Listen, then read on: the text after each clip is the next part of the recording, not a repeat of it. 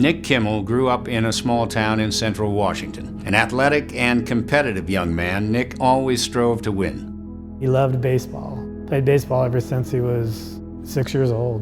After graduating from high school, Nick was offered a baseball scholarship in Arizona, but instead, he decided to join the Marines. When they graduated from high school, his buddies got approached by the recruiter. Basically laid out what the Marine Corps stands for, and honor, courage, commitment type stuff. And my kind of view was, if I'm going to join the military, I might as well join the best of the best. I asked him, is it peer pressure? Are you doing this just because your friends are doing it? He told me honestly, no, I feel like it's something I need to do. He felt really strongly about that.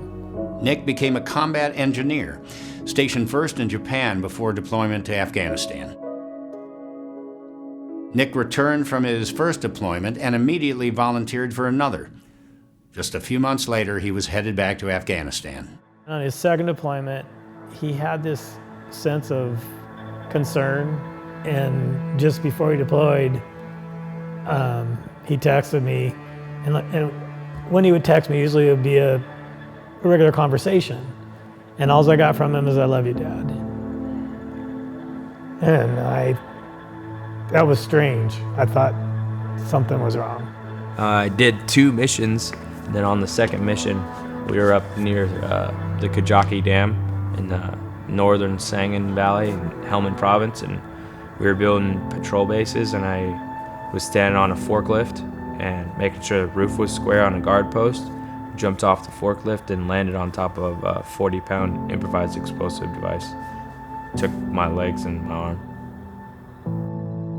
I knew something was wrong, I didn't know what, because Nick had told me if anything ever happened, I'd get notified by 2 officers.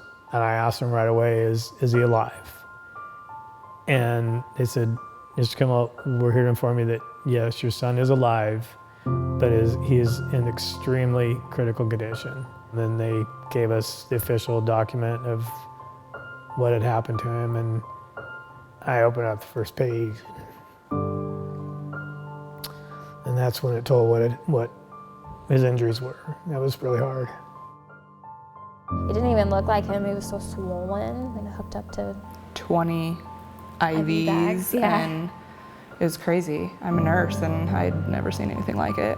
And the first thing I remember is my dad walking in, and Nick, his first words to my dad were, "What am I gonna do now, Dad? What am I gonna do?" And I told him, "I don't know, Nick, but I'm gonna go through it with you. We'll figure it out." And we did. I mean, he's an amazingly strong kid, and he's come a long way. Nick and his father traveled to Naval Medical Center in San Diego for his physical therapy. Doctors told him it would be over a year before he'd be able to walk on prosthetics. Nick was up and walking in 7 months. The competitiveness in him was good because he wanted to be better than someone else that had a prosthetic. Like, he's like, well, I'm gonna walk faster or sooner. Yeah, I'm sure. So I think that drove him, and I think that was a good thing. Can't control the future, so why worry about it? Just let it happen. Just cruise. I met Nick during a visit to the set of CSI New York, and I knew the Gary Sinise Foundation could do something to help. Build a home and give them a home. I can't even think of words to describe it. Construction began on a custom smart home for Nick in Fallbrook, California, and in January of 2016, Nick moved in. Welcome to Fallbrook, Nick.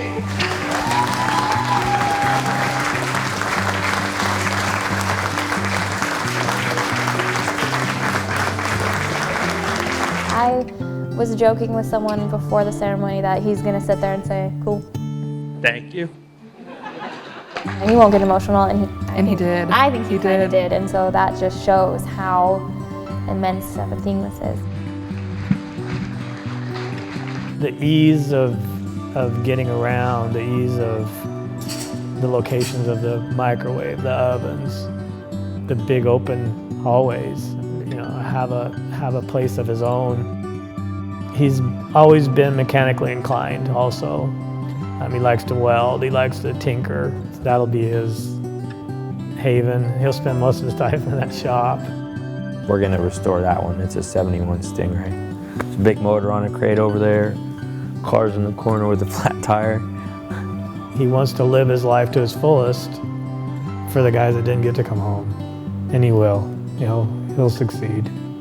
Nick plans to study mechanical engineering at San Diego State University and pursue a career in automotive and off-road industries. At the Gary Sinise Foundation, we serve our nation by honoring our defenders, first responders, their families, and those in need. To learn more about the Gary Sinise Foundation and how you can support other veterans like Nick Kimmel, visit GarySiniseFoundation.org.